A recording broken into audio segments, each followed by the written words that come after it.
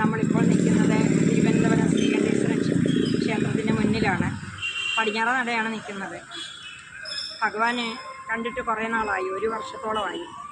ഇപ്പോഴും ഭഗവാനെ കാണണമെന്ന് തോന്നാൻ കാരണം എന്ന് പറഞ്ഞാൽ നമ്മൾ 18 സിദ്ധന്മാരെ കുറിച്ച് പഠിച്ചപ്പോൾ തീർച്ചയായിട്ടും പറയുന്നത് അഗസ്ത്യമുനിയുടെ സമാധി കൂടെയാണെന്നാണ് രേഖപ്പെടുത്തിയിരിക്കുന്നത് പല പുസ്തകങ്ങളിലും.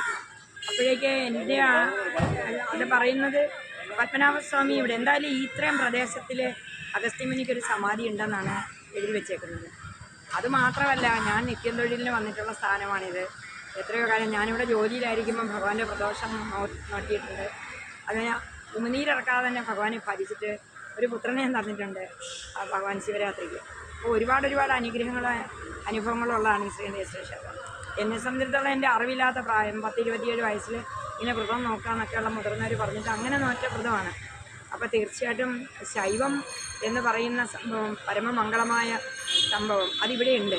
ഓം നമഃ പാർവതീപതയെ ഹരഹര മഹാദേവ എന്നുള്ള ആ മന്ത്രധ്വനിയാണ് ഇവിടെ മുഴങ്ങുന്നത്. ഞാൻ നിങ്ങൾക്കെല്ലാവർക്കും കൂടെ വേണ്ടിയിട്ടാണ് ഇന്ന് എതിർച്ചയാണ് ഇവിടെ എത്തിയേക്കുന്നത്. വളരെ അത്ഭുതകരമായ രീതിയിലാണ് ഞാൻ എത്തിയിരിക്കുന്നത്. ഇന്ന് 2-3 ദിവസമായിട്ട് ഞാൻ ആ 18 സിദ്ധന്മാരുടെ ചരിത്രം വായിക്കുകയും അതിനെക്കുറിച്ച് ചിന്തിക്കുകയും എഴുതുകയും ചെയ്തുകൊണ്ടിരിക്കുമ്പോഴാണ് എനിക്ക് ഇവിടേക്ക് വരാനായിട്ട് ഒരു അനുഗ്രഹം കിട്ടി. ശ്രീ ഗോപാലകൃഷ്ണനാണ് ആ പുസ്തകം എനിക്ക് അയച്ചു തന്നത്. ഞാനതിങ്ങനെ ആശ്രമത്തിൽ നിന്ന് വായിച്ച് പഠിക്കുകയാണ്. വായിച്ച് പഠിക്കുന്തോറും എനിക്ക് അതിശയമാണ്. തിരുമൂലർ തുടങ്ങിയിട്ടുള്ള ആ സിദ്ധന്മാരുടെ ചരിത്രം വായിക്കുമ്പോൾ ഞാനൊന്നുമല്ല, എനിക്ക് പറയുന്നത് ഇതൊക്കെ പറയാൻ തന്നെ ഒരു അർഹതയുണ്ടോ എന്നുള്ള അവസ്ഥയാണ് മനസ്സിൽ വന്നത്. എന്ന് വരികിലും ഇത്രയും പെട്ടെന്ന് ഭഗവാൻ എന്നെ ഇവിടെ എത്തിച്ചു. എത്തിച്ച് ഭഗവാന് വേണ്ട വഴിപാടുകളൊക്കെ അകത്ത് കൊടുത്തിട്ടുണ്ട്. 2 കുട്ടികൾ ഉണ്ട്. കുട്ടികളായതിനു ശേഷം 27ാമത്തെ വയസ്സിലാണ് ഞാൻ ഇവിടുന്ന് സിർദിയിലേക്കും സായിബാബയുടെ അടുത്തേക്കും പോകുന്നത്, ഇവിടുന്ന് തിരുവനന്തപുരത്ത് നിന്ന്. അപ്പം ഭഗവാനെ ഭജിച്ചതിൻ്റെ ഫലമായിട്ടായിരിക്കും എനിക്ക് പൂർവ്വജന്മ സ്മൃതി ഉണ്ടായി. കുട്ടികൾക്കും എന്നോടൊപ്പം തന്നെ സഞ്ചരിച്ച് ആധ്യാത്മിക ജീവിതത്തിലേക്ക് പ്രവേശിക്കാനുള്ള ഒരു ഭാഗ്യം ഉണ്ടായതാണ്. ഒരു കുട്ടിയുടെ മകളുടെ പേര് പാർവതി എന്നാണ് അവളുടെ അച്ഛനിട്ടത്. മകൻ്റെ പേര് അയ്യപ്പൻ എന്നാണ്. കാരണം ഇവിടെ ഒരു അയ്യപ്പസ്വാമിയുണ്ട്, അവിടെ വെച്ചാണ് കെട്ടുന്നത്. ഞാനിത് പറയാൻ കാര്യം, സർവ്വ ശിവമയം, ശൈവമല്ലാതൊന്നുമില്ല. ശിവൻ എന്ന് പറയുന്നത് പരമാത്മാവ് തന്നെയാണ്. ആ പാർവതി എന്ന് പറയുന്നത് ആ ഊർജ്ജമാണ്, മായയല്ല. അപ്പോൾ പാർവതി പരമേശ്വരന്മാരല്ലാതൊന്നും നമുക്കിവിടെ കാണാനില്ല. അത് നമ്മുടെ മനസ്സിലേക്ക് വരണം. നമ്മൾ പറയും ബ്രഹ്മം സത്യം ജഗൻ മിഥ്യ എല്ലാം മായെന്ന്. അങ്ങനെ പറഞ്ഞാൽ പറ്റുമോ? കാര്യം ഗൃഹസ്ഥാശ്രമികളായ ആൾക്കാർക്ക് എപ്പോഴും ശൈവ സാന്നിധ്യമാണ്. ശിവപാർവതിമാരാണ് തുണയായിട്ട് നിൽക്കുന്നത്. എനിക്ക് എൻ്റെ അമ്മയാണ് ആദ്യമേ തന്നെ ഈ തത്വം പറഞ്ഞു തരുന്നത്. എപ്പോഴും നല്ല കുടുംബം ആയിട്ട് നമുക്ക് പോകണമെങ്കിലും കുട്ടികൾ നന്നായിട്ട് വരണമെങ്കിലും നമ്മൾ നമഃശിവായ ജപിക്കണം. നമ പാർവതീപതയെന്ന് തന്നെ ജപിക്കണം. ഇപ്പോൾ തിരുവരാണികുളം ക്ഷേത്രത്തിൽ പോയിട്ട് അമ്മ ഒരു വീഡിയോ ഇട്ടില്ലേ, അതേമാതിരിയാണ് ഓം നമ പാർവതീപതയെ ഹരഹര മഹാദേവ. അപ്പോൾ അതിനകത്ത് നമുക്ക് നല്ല എനർജിയാണ് വരുന്നത്. പിന്നെ നമ്മുടെ മെമ്മറി, നമ്മുടെ ചിത്തം, ആ ചിത്തത്തിലേക്ക് കൊണ്ടുവരികയാണ് കൈലാസേശ്വരനായിരിക്കുന്ന ഭഗവാന് ശക്തി കൊടുക്കുന്ന, ശക്തി എന്നല്ലേ പറയുന്നത്, ശക്തി തരൻ എന്നല്ലേ ഭഗവാനെ പറയുന്നത്. ശക്തിയുള്ള ദൈവം, ശക്തിയെ വാമഭാഗത്തിരുത്തിയിരിക്കുക. തീർച്ചയായിട്ടും അതിനകത്ത് ഒരുപാട് തത്വങ്ങളുണ്ട്, അതിലേക്ക് ഞാൻ കടക്കുന്നില്ല. അപ്പോൾ ശക്തി തരൻ എന്ന് പറയുന്നത് മഹാദേവനാണ്.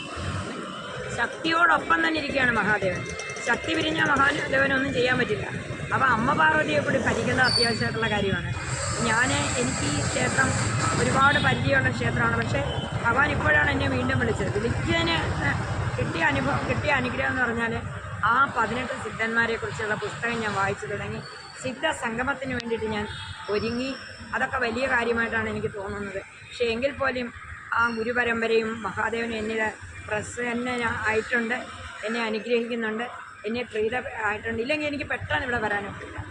ഇന്ന് ഞാൻ തികച്ചും അവിചാരിതമായിട്ടാണ് ഇവിടെ എത്തിയിരിക്കുന്നത്. അതിൻ്റെ കൂടെ ഞാൻ വൈലപ്പള്ളി സംസ്കൃതി ഭവനിൽ വെച്ചുള്ള സന്യാസി സംഘം, ഹിമാലയത്തിൽ നിന്ന് സന്യാസി ആരെയാണ് അവിടെ കണ്ടത് സംഘം. അതിനകത്ത് ഒന്ന് പങ്കെടുത്തു.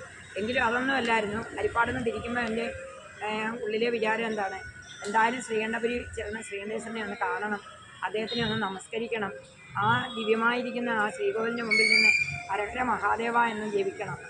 ഞാനിതൊക്കെ ചെയ്യുന്നത് എനിക്ക് വേണ്ടിയിട്ടല്ല, നിങ്ങൾക്കെല്ലാവർക്കും അറിയാം. ഈ ലോകമംഗളത്തിന് വേണ്ടിയാണ് ഞാനിത് ചെയ്യുന്നത്. ഒരുപക്ഷെ നിങ്ങൾക്ക് കർമ്മപ്രാരബ്ധം കൊണ്ടും നിങ്ങൾ വിട്ടുപോകുന്നുണ്ടായിരിക്കും ഭഗവാനെ സ്മരിക്കാൻ. പക്ഷെ നമഃശിവായ ജപിക്കാത്ത നാവ് ഒരിക്കലും നല്ലതല്ല. ആ നമഃശിവായ എന്ന് പറയുന്ന, ഓം നമഃശിവായ എന്ന് പറയുന്ന 8 അക്ഷരം ഉണ്ടെന്നാണ് പറയുന്നത്. ആ നമഃശിവായ എന്ന് പറയുന്ന അക്ഷരത്തിൽ എല്ലാം അടങ്ങിയിരിക്കുന്നു. നമുക്കെല്ലാം പറയുന്ന രോഗങ്ങൾ, ദുരിതങ്ങൾ, അതുണ്ട് ഇതുണ്ട്, ഒന്നും ഉണ്ടാവില്ല. തികച്ചും ഞാൻ ആത്മവിശ്വാസത്തോടുകൂടി ഭഗവാന്റെ മുമ്പിൽ നിന്ന് എല്ലാവർക്കും വേണ്ടിയിട്ട് പ്രാർത്ഥിക്കുകയാണ്. സംസാര ഭീതി ഉണ്ടാവില്ല. നമുക്ക് എപ്പോഴും ഭീതിയല്ലേ, നമ്മുടെ കുടുംബാംഗങ്ങൾക്ക് എന്തെങ്കിലും പറ്റുമോ, അല്ലെങ്കിൽ നമ്മൾക്ക് എന്തെങ്കിലും പറ്റുമോ? എന്താണ് ജീവിതം എന്നറിയാത്തവരാണ് നമ്മൾ ശരിക്കും പറഞ്ഞാൽ. തീർച്ചയായിട്ടും ദാരിദ്ര്യാദി ദുഃഖങ്ങൾ ഉണ്ടാവില്ല നമശിവായ ജപിച്ചാൽ. എൻ്റെ അനുഭവമാണ് ഞാൻ നിങ്ങളോട് പറയുന്നത്. അതായത് ഈ ദേഹം തന്നിരിക്കുന്നത് ശിവനും പാർവതിയുമാണ്. ഈ ദേഹം നമ്മൾ ഒരുപാട് ഭൗതിക കാര്യങ്ങൾക്കായിട്ട് സുഖങ്ങൾക്കായിട്ട് വിനിയോഗിക്കുകയാണ്. അപ്പോഴൊക്കെ നമ്മൾ ഭഗവാനെ മറക്കുകയാണ് ചെയ്യുന്നത്.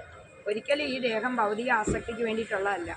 അതാണ് എഴുത്തച്ഛനും പറഞ്ഞിട്ടുണ്ട്, മർത്യ വിഗ്രഹം നാനാഭോഗത്തിനുള്ളതല്ല, നിത്യമായ ഒരു മുക്തിയെ സാധിക്കണം. അതിനുള്ള ആ ഉപകരണമാണ് ഈ മനുഷ്യ ശരീരം. അപ്പോൾ ആ ഉപാധിയെ നമ്മൾ അറിവില്ലാതെ ഭൗതികമായ ആസക്തിയിൽപ്പെട്ട് ഒരുപാട് നമ്മൾ മിസ്യൂസ് ചെയ്യുന്നുണ്ട്. അതിൻ്റെ പാപം തീരാൻ നമശിവായ ജപിച്ചാലേ ഉള്ളൂ.